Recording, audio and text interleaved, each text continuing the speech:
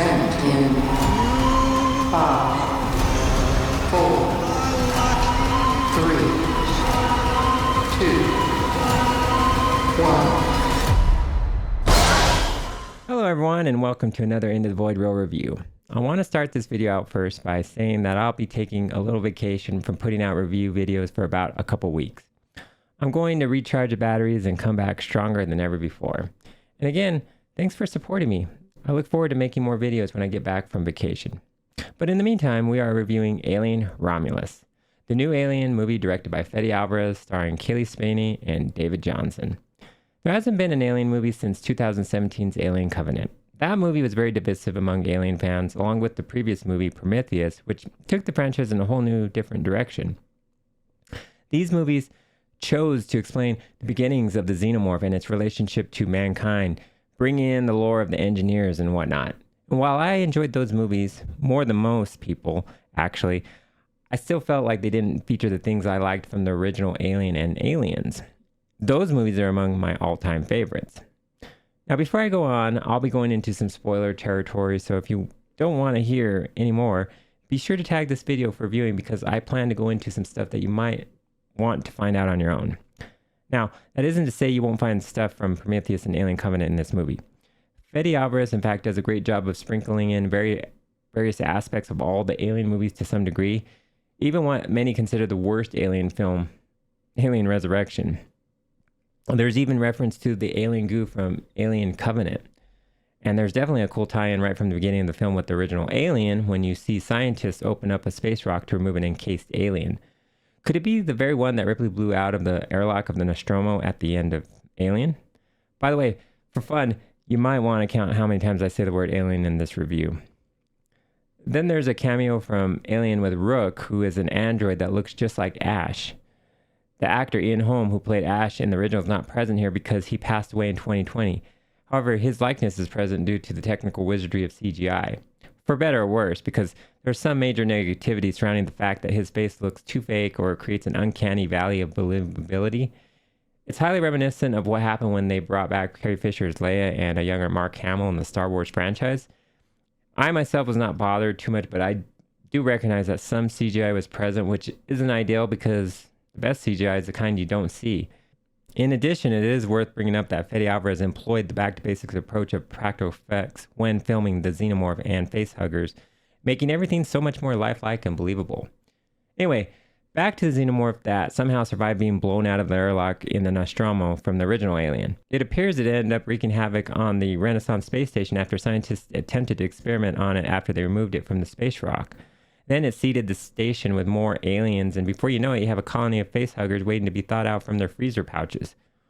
So that was a cool bridge to the first movie in the Alien franchise that I think many people will not see coming.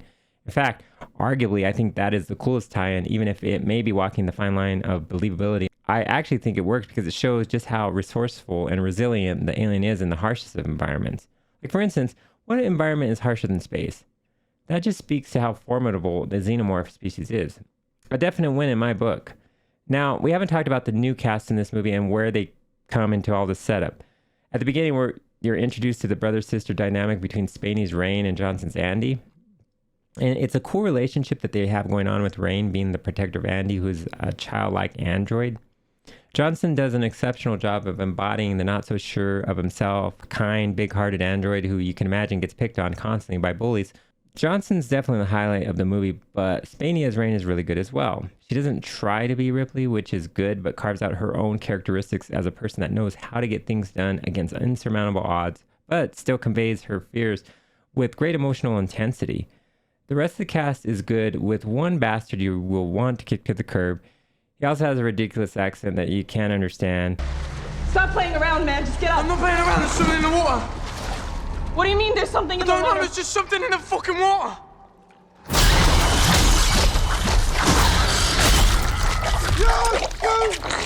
Let me just point out one thing about casting that I find telling when you compare this cast to Borderlands.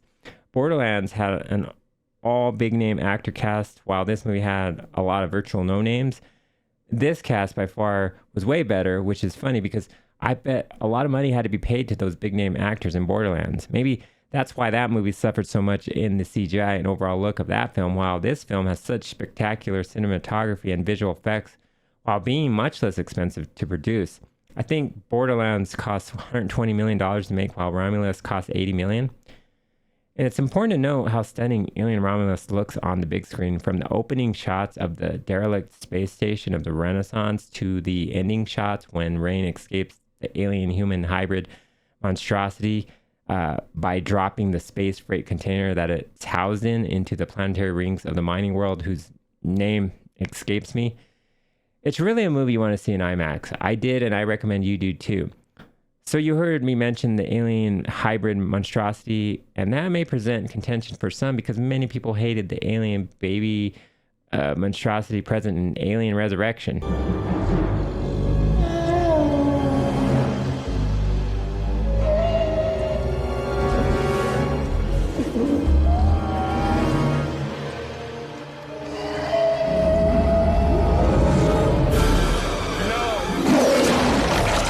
Remember that guy?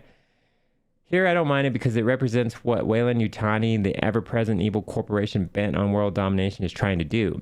We've always known that they want to use the Xenomorph as a bioweapon of mass destruction. However, there is the other side of it, in which they want to bioengineer human DNA and Xenomorph DNA to create a hybrid species that can flourish in space and excel as a new species unto its own. After all, humans have ravaged many worlds, making them uninhabitable, as well as becoming an inferior species as a whole when compared to the advent of the android, for instance. So here, the alien-human hybrid represents the evolution of humans the Weyland-Yutani Corporation is aiming for. So while I do prefer the aesthetic of the feral Xenomorph to the ugly mess of the ending monster in Alien Romulus, I appreciate the idea that it represents.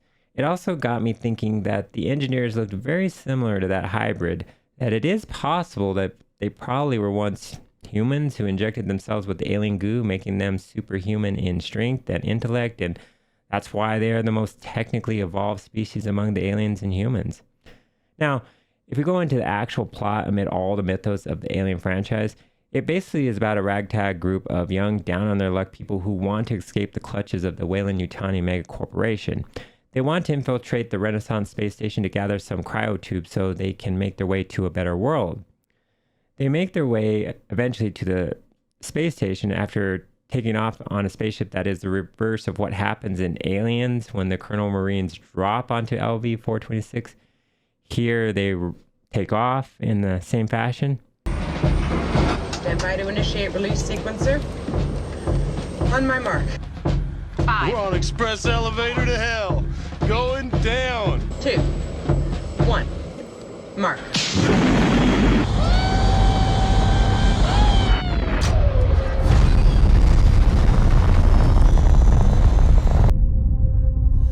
When they finally get to the space station, that is where the real fun begins. There are several highlights, like a scene where they have to walk through a corridor with a crazy amount of face huggers by doing a cool little trick with temperature.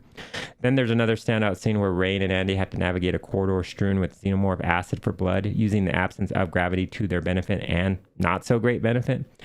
The xenomorph kills are brutal and genuinely scary, which has been non-existent in recent films.